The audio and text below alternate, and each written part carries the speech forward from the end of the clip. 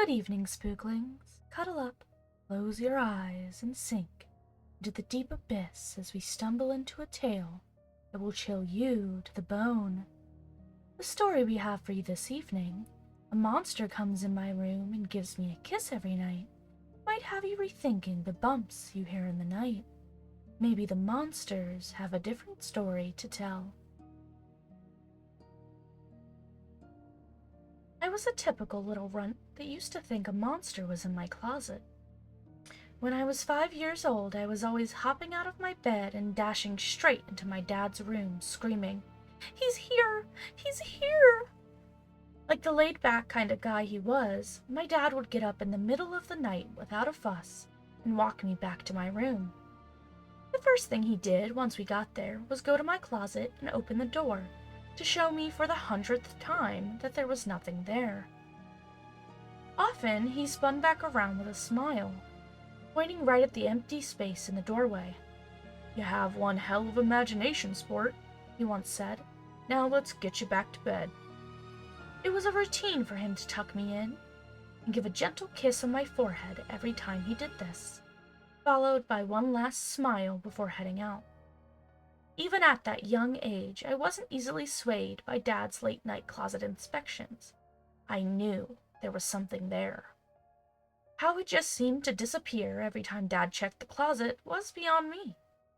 When Dad wasn't around to check anything, I'd hear a persistent noise coming from the closet.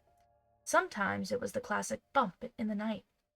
I used to also hear humming, like someone trying to desperately escape a hand covering their mouth. At other times, I swore I heard crying. I remember thinking, now, why is the monster crying? The monster's crying made me cry for many nights. My little heart was leaping rapidly as I watched the door shake and the doorknob rattle, as whatever was inside tried to get out. As I got older, I was still experiencing the same, and I can tell you one thing, it was barely any less frightening than before.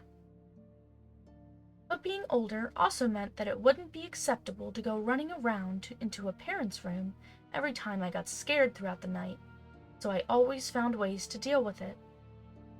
From then on, when I heard the first hum or cry from the closet, I just pull the covers over my head and wait for it to stop, which it usually did, or put my earbuds on and turn the music up to a high volume. Several times I'd take them out and still hear the bumping and crying. I went years not knowing exactly what was lingering in the pit of my closet. The main reason being I always made sure to keep my closet door locked and shut before going to bed. Other than strange noises coming from my closet, I would also hear Dad walking around the house every other night. At random times, I heard him walk all over the house, opening doors and rummaging. Anytime I heard him coming down the hall towards my room, I pretended to be asleep. He always walked past and continued on doing whatever he was doing. The first time he did enter my room, I was surprised to see he was fully clothed. He had on his usual outdoor fit, his flannel shirt, cargo pants, and baseball cap. Why was he all dressed up in the middle of the night? He went straight to my closet and pried the door open. After rummaging inside for a few seconds, he closed the door and came over to my bed to give me a kiss on the cheek. He exited my room afterwards. Some nights, he'd leave the house and I'd hear the engine of his pickup truck go off outside. After hopping out of bed and peering out my window, I would see him cruising past me on the road. He usually came pulling back in about an hour later. Then he'd go to the shed that sat many yards away from my window. Where could he possibly need to go past 3 in the morning? Weirdest thing was, he never mentioned any of it to me on the following day. Never told me about him getting up in the middle of the night to make rounds. One night, when Dad came into my room, he forgot to close the closet back before he left. But this time, I was asleep when he came in. He just so happened to wake up and see my closet door slowly creaking open.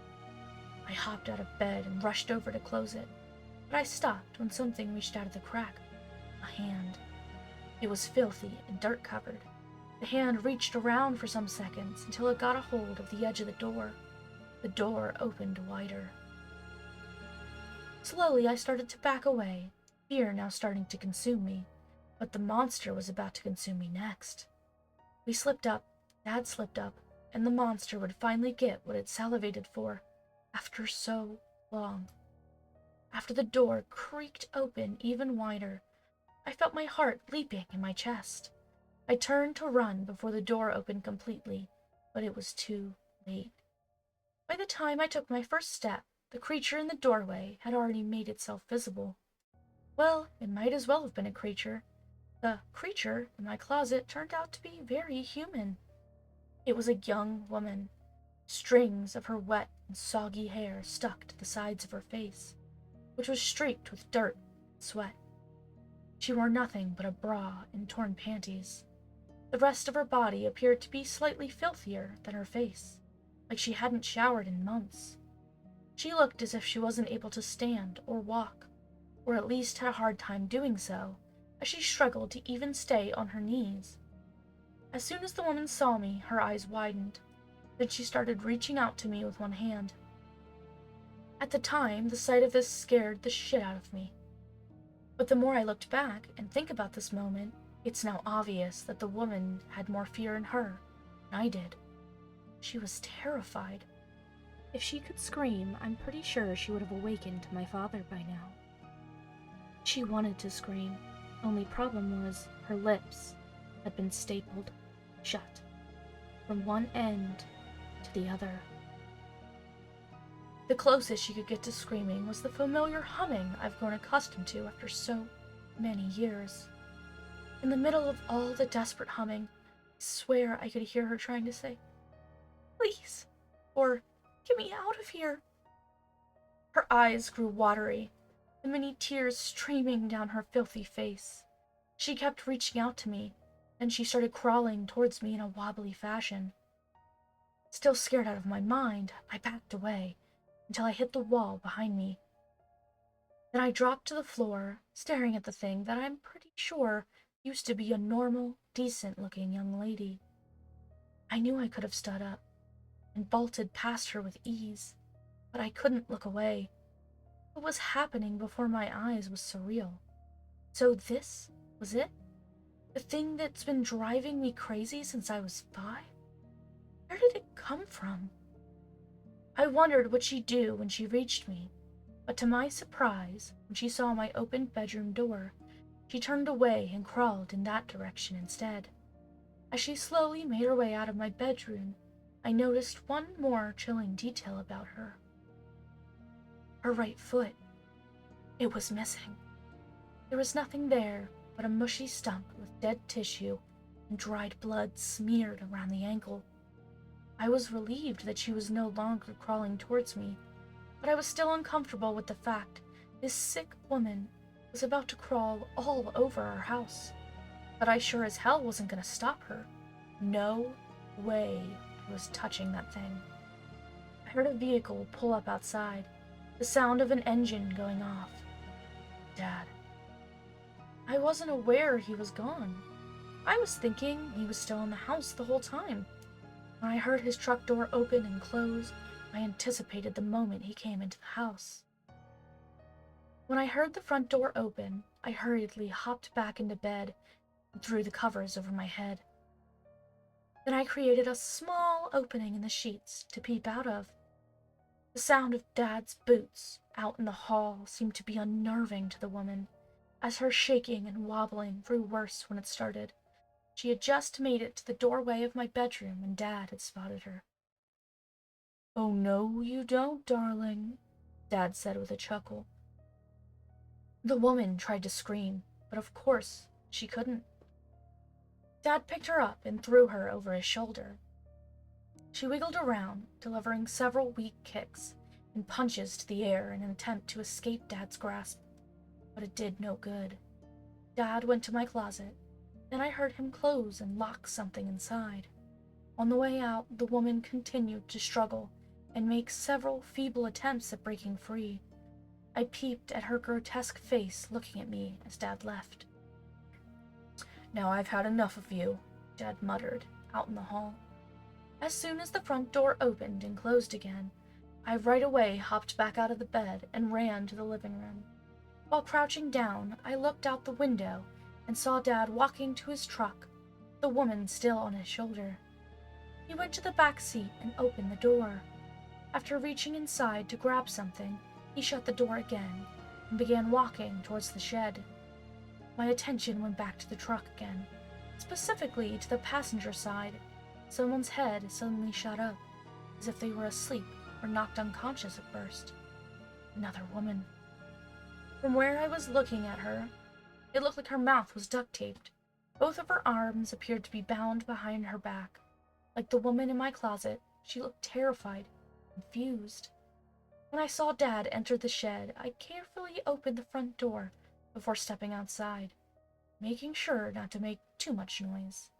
I trotted over to the truck, got a closer look at the woman in the passenger seat. Yeah, her mouth was duct-taped. She had definitely been crying at one point, too, indicated by her smeared eyeliner and the dried tears on her face. She jumped up as soon as she laid eyes on me, and we stared at each other through the glass for seconds, her eyes wide, begging me, clearly wanting to mutter, "Help! Don't just stand there!" I tried to open the door, but I was instantly reminded of the autolock feature the truck had. The woman's face scrunched up to cry more when she saw I couldn't open it. Then more tears started to dance in her eyes, prepared to wash away the dried ones. Crouching again, I started tiptoeing towards the shed. I felt bad having to leave the woman behind, but at least she was aware I tried. The shed had a light posted above the doorway that shined a few yards away from where the shed was, so I couldn't just run straight for the door without risking Dad unexpectedly popping out and spotting me. Instead, I used the surrounding darkness to hide in until I reached the side of the building. I put my back to the wall and made my way to the edge of the doorframe, one careful step at a time. "Looks like I need to put a better lock on that door," I heard Dad mutter. I took a quick glance at the woman in the truck and saw that she was watching me. When I peeped around the corner of the doorframe, I saw the first woman Dad carried out of my room. She was standing on her scarred knees, body facing me. She had her head hung low, staring at the ground, her soggy hair just dangling. Dad had his back turned, rummaging through the toolbox nearby. "But I fault you. You should know better," he said. The woman held her hand up for a few seconds, which caused my heart to make a giant leap that almost left me panting. Seeing her mouth stapled up like that was just too much for me. But there was something else behind the woman that caught my attention. Right next to another empty compartment was a small door. It was open, and there was nothing but blackness inside. This was a surprise to me, because of all the times I've been in the shed with Dad, I'd never known this area to have a door. When I saw Dad starting to turn around, I backed away, then leaned in again, only to see him standing in front of the woman. He was holding something at his side, a staple gun. I started to panic again upon seeing this, but calmed down when I saw Dad place the staple gun behind him on the workbench. He reached into one of his pockets and drew a large Bowie knife. I could hear the woman starting to whimper. "You had some nerve." Dad chuckled before raising his knife. He stabbed the woman somewhere within her upper body, but I couldn't see as he was in the way. I could only hear the blade puncture her as she coughed, spluttered, and choked. I could also hear the woman's blood splashing the shed floor relentlessly. "No," I whispered very silently. I backed away to keep from seeing what was going on, and put both hands over my face, standing there listening to Dad cut through the woman's tissue and bodily organs put me on the brink of tears. The sound of the truck's alarm going off intervened. I glanced towards the truck and saw the passenger door wide open. The second woman that was in the passenger seat hastily hopped out and began running away. "Oh, shit," Dad said. I quickly ran back to the side of the shed just in time to avoid Dad dashing out and running after the woman, knife still in hand, dripping with blood. As soon as him and the second woman faded away into the dark distance, I ran into the shed. but the grotesque sight before me stopped me in my tracks. The first woman was nearly decapitated, her head barely hanging on, the rest of her body by a mere piece of flesh and bone. Blood rushed out of her exposed neck. My attention went to the small, open door again. I made sure not to step into the blood pool as I made my way around the woman's mutilated body. I was so shocked that part of me couldn't take my eyes off it.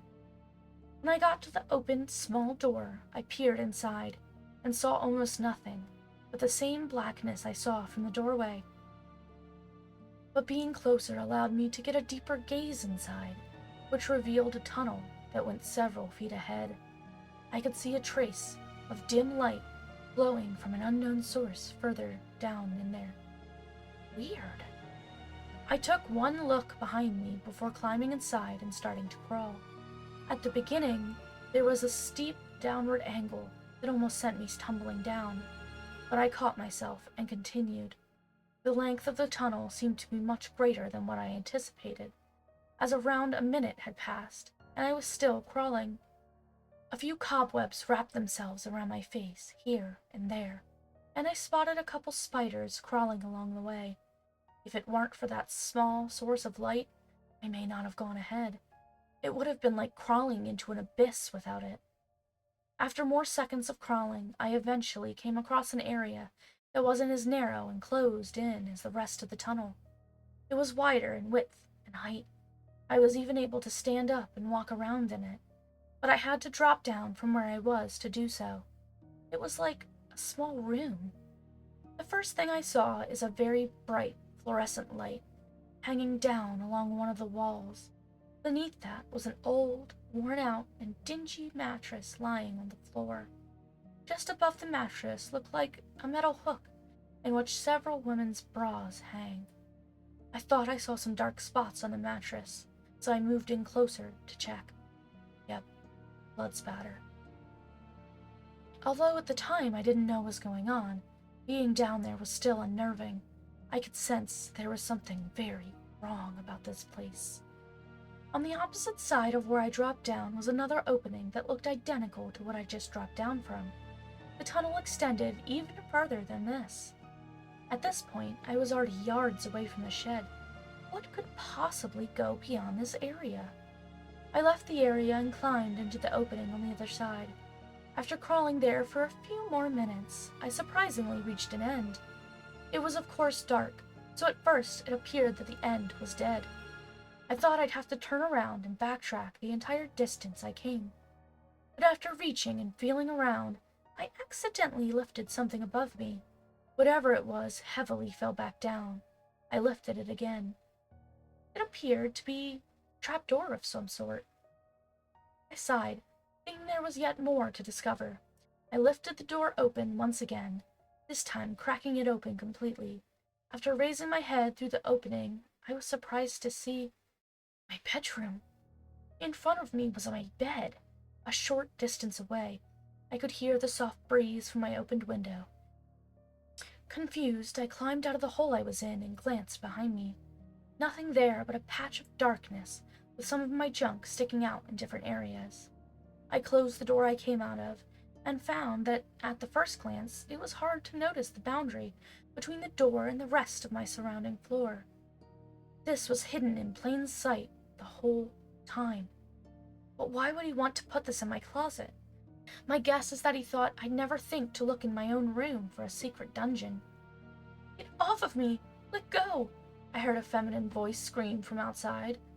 Before I even came close to the window, I could already see Dad from a distance, dragging the woman towards the shed by her leg. She tried her best to kick Dad with her free leg as she wildly threw her arms, screaming. "Please!" she continued begging until her and Dad both entered the shed. A moment later, Dad came back out again and shut the door behind him. When I saw him turn and began heading in my direction, I quickly ducked, then trotted to my bed while still crouching. I laid under the covers and waited until I heard the front doors open. The sound of his boots thudding the floor seemed more terrifying to me now. As the thuds got closer to my room, my heart leaped uncontrollably. In my mind, this was no longer my dad in my room anymore. This was someone else. Feeling the covers being pulled from over my head made me jump. But luckily, I don't think he noticed. I shut my eyes and pretended to be asleep. The smell of gasoline and kerosene radiating from his clothing filled my nostrils. He kissed me on the forehead before retucking me in. I heard him go to the closet and shut the door. Then he left my room before leaving the house. There was a brief moment of peace, but it wasn't long before the horrifying screams of agony echoed from the shed. Unfortunately, the strange sounds in my closet didn't stop. For many years going on, I was still tormented by the shaking and humming on the other side of the door. After that night, I knew it was her down there, the woman I saw in Dad's truck. Every time I heard the humming and bumping from then on, all I could do was just imagine her stapled lips and filth-covered body, just desperately beating and clawing away in the hopes of escape, wanting to scream, but can't no matter how scared she was. I was sure she met the same fate as the first woman, but being aware of what it actually was inside barely reduced the fear. Honestly, knowing the truth may have made things worse. Although I saw Dad kill the monster in the shed, the monster still wasn't really dead. It continued to live underground beneath my closet, psychologically tormenting and filling me with fear I'm sure was mutual. The monster wasn't gonna die anytime soon, as it also came into my room and gave me a kiss every night. And thus our tale for this evening has come to a close. Remember, sometimes the monsters aren't quite what you imagine them to be, and sometimes they will continue to haunt you forever.